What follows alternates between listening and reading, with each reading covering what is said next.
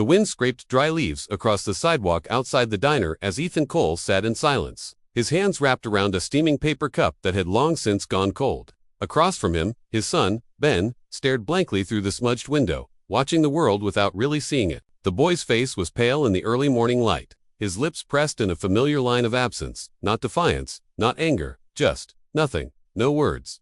Not in 6 years. Not since the day his mother died.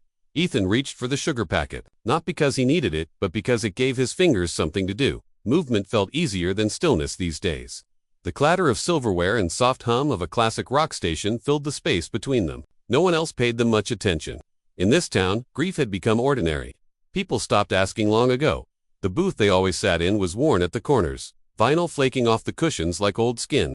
It faced the window, and that was important. Ben liked the window. It gave him somewhere to look that wasn't a person. Somewhere to disappear. The waitress, Marla, always kind, placed a fresh plate of pancakes in front of the boy and smiled like she hadn't noticed that he wouldn't return it. "Let me know if you need anything else. Sugar," she said softly. And Ethan nodded for both of them. He didn't notice the man at first.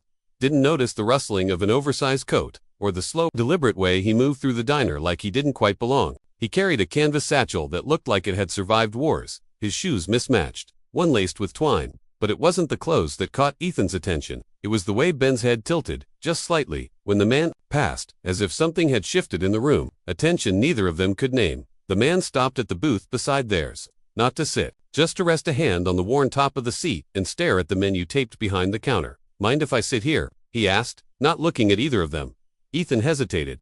He'd learned to keep strangers at arm's length, especially around Ben, but the man didn't seem dangerous. Just tired. And somehow, still, like a question that hadn't been answered in a long time. "Sure," Ethan said, surprising himself. The man slid into the seat beside Ben with the kind of slowness that suggested pain. His body moved like it had stories it hadn't told yet. He didn't speak right away, just unzipped the satchel and pulled out a small, dog-eared notebook, then a stub of a pencil. He began sketching on the back of an envelope, the lines fast and deliberate, the kind that came from years of practice. Ben watched him, not obviously, but with a stillness that was sharp around the edges. Ethan noticed it too. A flicker of attention he hadn't seen in months. "You like to draw?" the man asked, without looking up. His voice was low and rough, like boots on gravel. Ben didn't answer. Of course he didn't, but the man didn't seem to mind. He just continued sketching, the tip of his pencil scratching softly against the paper. "This one's of a dog I knew once," he said, after a while. "Big mutt. Lived in the back of a bookstore I used to work in. The smartest animal I ever met. Used to bark every time someone tried to steal the classics." He smiled to himself like the memory tasted warm. Never once barked at a romance novel. Ethan snorted unexpectedly, then caught himself. It had been a long time since anything even made him smile. The man looked up at him for the first time, and offered a crooked grin. "Sorry, just trying to remember what it's like to talk to people." "You're doing fine," Ethan said, and it was true. The waitress returned and poured a half cup of coffee into the man's mug without being asked. "You're back," she said, "for a little while," he replied. She nodded like that was all the explanation she needed. After a long moment, Ben reached for the napkin in front of him and folded it once, then again. His hands moved with slow precision, like origami was muscle memory. Ethan watched, holding his breath. It was the first voluntary motion Ben had made in hours. The man noticed too. "You know," he said casually, "folding paper was the first thing I ever taught. Kid who couldn't talk. We used to make birds, dragons, stars." He told stories with his hands before he ever used words. Still, no reaction. But Ben paused. Just a second. Enough. The man didn't push. Just pulled another scrap of paper from his bag and folded it neatly into a triangle. Then another. Then a swan. The small bird sat on the table between them like a fragile truth. "Do you teach?" Ethan asked. The man was quiet for a moment. "Used to," he said. "High school English. Before budgets and burnout and ... well, life." He looked out the window for a moment, the sky reflecting in his eyes like glass. "Now I just teach whoever's willing to listen." Ethan nodded slowly. "That's a good thing." The man turned to Ben and said softly, "Sometimes the words just get stuck. You ever feel like they're trapped in your chest like birds with no sky?" Ben blinked. Ethan leaned forward. The man didn't expect a response, but he leaned in, just a little, and whispered something that Ethan couldn't hear, something so quiet it didn't disturb the rhythm of the diner. Ben turned his head, looked the man in the eyes, for the first time in years, then he nodded. It was barely perceptible, but Ethan saw it, felt it in his bones. His throat closed. Ben picked up the pencil the man had used and touched it to the paper. His lines were shakier, uncertain, but they formed shapes, letters, a name. MX'd man smiled gently. "That's me," he said. "Nice to meet you, Ben." Ethan's world cracked open. He didn't know whether to cry or laugh or shout, so he just watched. As his son traced another word on the paper, Kmax said nothing, just reached across the table and folded the note into a tight square. "For later," he said. "Sometimes it's easier to speak when no one's watching." They sat there for a while, the sun climbing over the buildings outside, turning frost into diamonds. The diner filled slowly with morning regulars. But the booth by the window remained a quiet island. Max sipped his coffee and listened as Ethan told him about the years that had passed in a haze of therapy and silence, of hope and disappointment, about Ben's silence since the accident, since the fire, since the night everything went black. Max didn't interrupt, just nodded now and then, his hands folded like he was praying, but his eyes open like he was witnessing something sacred. "I stopped believing anyone could reach him," Ethan said, "stopped believing he wanted to be reached. Most people don't want to be saved," Max said gently. "They want to be understood." He pulled out another piece of paper and drew a small boy sitting under a tree, knees pulled to his chest, while shadows shaped like wolves loomed behind him. "The wolves aren't always real," he said, "but the fear they leave behind is—" Ben stared at the picture, then reached for the pencil again. He began adding to it. A tiny bird perched in the tree above the boy's head. A symbol of something watching, maybe protecting, maybe just existing. Max smiled again. "You're an artist," he said. "A quiet one, but your voice isn't gone, it's just ... learned a different shape." Ethan could barely breathe. He didn't understand what was happening, didn't want to scare it away by naming it. But something was cracking open inside his son, something that had been sealed in grief and fear for half a decade. Ben picked up his napkin again, folded it slowly. This time, into a plane. He turned to Max, and for the first time in 6 years, he whispered one word. "Fly." The plane sailed across the table. Max caught it midair, like he'd done it 1,000 times before. Ethan's hands were shaking. The diner had gone silent in his head, the noise replaced by the sound of his son's voice echoing in the spaces that had been empty for far too long. And Max, his homeless teacher with holes in his shoes and stories in his bones, just smiled, like he'd seen this before.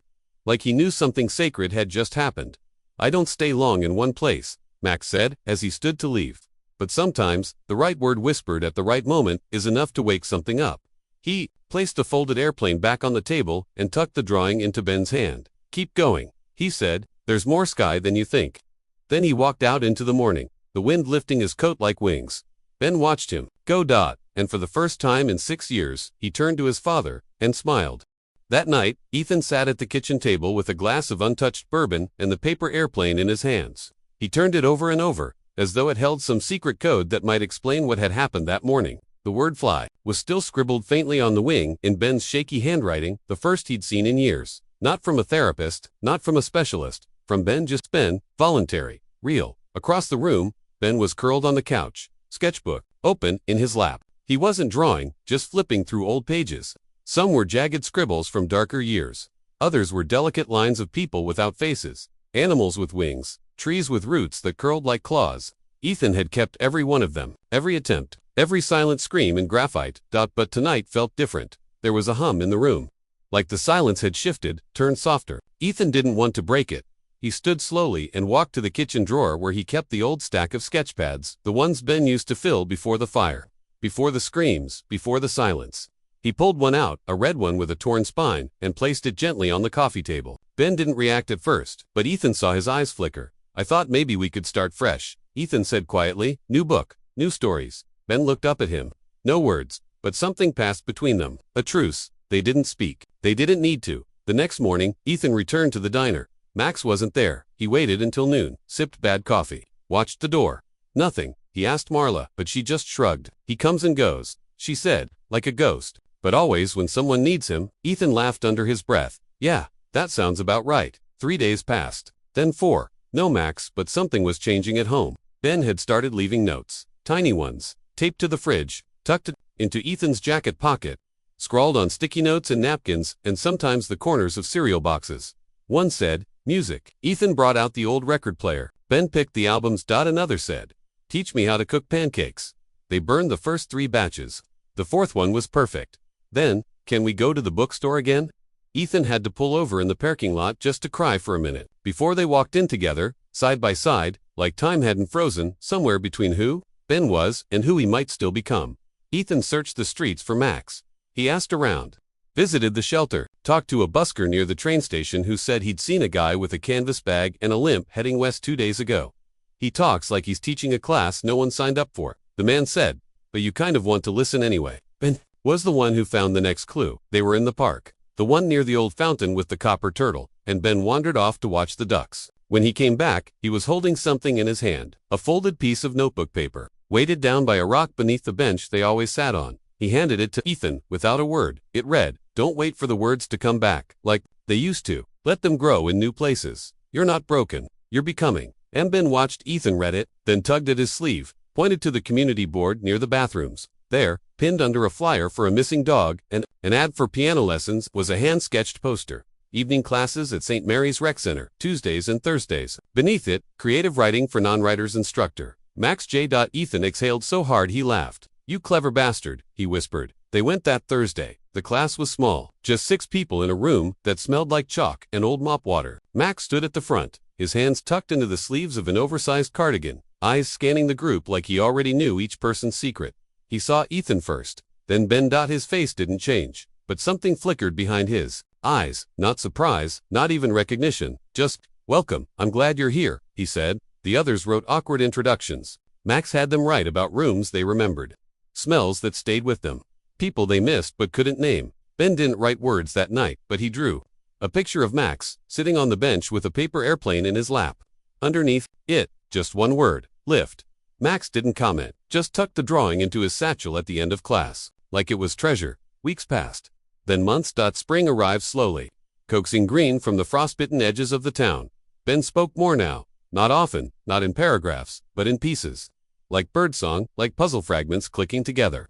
He narrated what he drew. He asked questions. He said goodnight, Dad, one evening like it had always been normal. Ethan went into the garage and sobbed for 10 straight minutes. But Max stayed, quietly orbiting. He taught his class, drank too much tea, lived out of a borrowed basement at the community church. No one really knew where he'd come from, but no one asked. One night, after class, Ethan asked him directly, "Why did you help him? You didn't know us. You could have walked right past." Max smiled at the ceiling like it held memories only he could see. "Because I once had a student who didn't speak, and I was too young and full of ego to know how to wait. I pushed, I pressured, I made him feel like his silence was a failure. He took his life the week before graduation. I never forgot his name." He turned to Ethan, his voice softer than before. "So now, when I see the silence again, I sit beside it. I wait, I don't rush the whisper." Ethan didn't know what to say, so he just nodded. Max held up the drawing Ben had given him on the first day. "This helped me too." "You know, what do you mean?" Ethan asked. "I forgot I was still allowed to fly." He tapped the corner of the page. "Your boy reminded me." Ben's recovery didn't follow a perfect arc. Some days he barely spoke at all. Others, he talked enough for 2. The nightmares still came, but they didn't rule him. He kept drawing. Birds, boats, planes, stories with no words. Then stories with 1 or 2. Eventually, he filled a book. He gave it to Max on the last day of class. Max didn't cry, but he held it the way someone holds something sacred. "This is what a voice looks like," he said. They hugged. It wasn't dramatic. No music swelled. No lights dimmed. But Ethan knew, with the quiet certainty that lives in fathers who've waited for miracles, that something permanent had shifted. 3 weeks later, Max was gone, left behind a note on the board. "I don't stay, but I always return." In paper, in stories, in people who remember how to listen. The town barely noticed, but Ben did. And one day, he stood in front of the same class Max had taught, now renamed in his honor. He spoke for words. "I used to whisper." And then he began to read. Not loud, not perfectly, but clearly. Ethan listened from the back row, heart in pieces. The kind of pieces that glow. Later that night, as the wind lifted leaves across the porch, Ethan found a folded airplane on the WINDOWSILL. It said, simply, "He's flying now." And somewhere in the quiet night, the world felt just a little softer. The seasons turned again. Summer arrived like a sigh, slow, warm, reluctant. Ben was taller now, leaner, his shoulders starting to stretch into the shape of a young man. His voice still came in bursts. Small sentences like paper lanterns, rare, beautiful, and carefully lit, but he no longer flinched at questions, no longer recoiled from the sound of his own thoughts. He had learned to live beside the silence, not under it. Ethan found him more often in sunlight now, on the porch, in the yard, at the edge of the lake behind the school, where he sat with his sketchbook open and his shoes off, toes digging into soft earth as if anchoring himself to something real. He had friends, not many, but a few who understood the pauses in his speech were not voids but careful decisions. Sometimes he still didn't speak, And that was okay. The art show was his idea. One morning, Ben handed Ethan a flyer he'd drawn himself, pencil lines neat and nervous, announcing a gallery of quiet stories. The name made Ethan's throat catch. Below it, a date, a time, and a location. The back room of the library, the one with the skylight and the creaky chairs. It wasn't fancy. No press, no sponsors. Just kids from the art club and old teachers and a few parents who showed up out of love. But the room was full. Ben stood beside his display, dressed in a button-down shirt that made his arms look longer than they were. Each piece had a title. One said Held. Another said Weightless. One was just called Tuesday. They were all carved, not drawn. He had taken the sketches from the past year and turned them into wood. Small sculptures, precise and alive. Birds with tilted heads.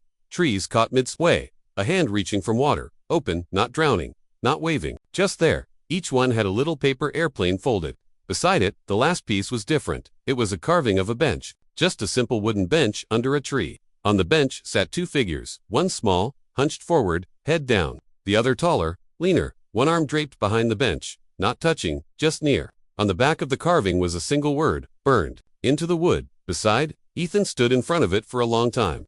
People passed by, complimenting the work, whispering kind things, but Ethan didn't hear them. He remembered the diner, the silence, the coffee gone cold, the way Max had leaned in, not to fix, not to push, but to be near. He reached into his pocket, pulled out the paper airplane Ben had made that day. It was softer now, edges worn from being carried too long. But he unfolded it, smoothed it out, and placed it beneath the sculpture. Someone behind him said, "That's him, isn't it?" Ethan turned. It was Marla, the diner waitress. She was older now, gray at the edges, but still sharp. She looked at the carving, then at the airplane, then back at Ethan. "He sat beside me once, too," she said. "I was crying in the kitchen. One morning, couldn't take another shift after my husband died. I didn't even know who he was. But he handed me a poem on a napkin. I still have it."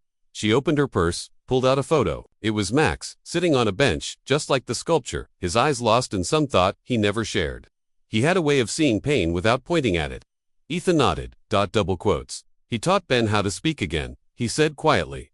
Marla looked at the sculpture, her eyes glistening. No, he reminded him he didn't have to speak to be heard. When the art show ended, Ben gathered his carvings carefully, one by one, but he left beside on the table, taped a note to it. "If this has ever been you, take it. Or leave something behind." The next morning, the sculpture was gone. In its place, a worn book of poetry, a folded scarf, a photo of a child in a hospital bed, and a note. One line, handwritten in uneven blue ink.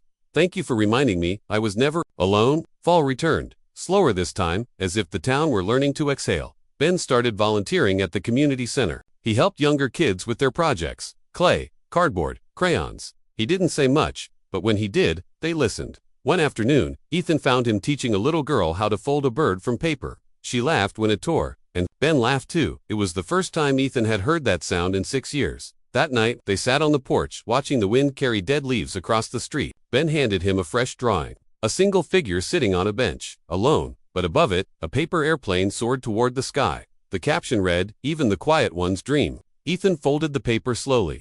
Not into a plane, but into a small box. He placed it on the windowsill beside the old carving of fly, and whispered, "You saved my son." Ben leaned his head on his father's shoulder, silent, not because he had no words, but because he didn't need any. Max was never seen again. Not officially. But sometimes. At the edge of town, a man with a coat too big and a satchel too worn is seen watching from the park bench. Sometimes there's a note under a stone near the fountain. Sometimes, a stranger walks into the library and leaves behind a folded napkin with words that matter more than most people can say aloud. And sometimes, when the wind is just right, paper airplanes dance across the sky like birds that forgot how to fall. Ben's voice still isn't loud, but it is steady, it is present, and it carries. Sometimes in whispers, sometimes in wood, and sometimes in the spaces between the end.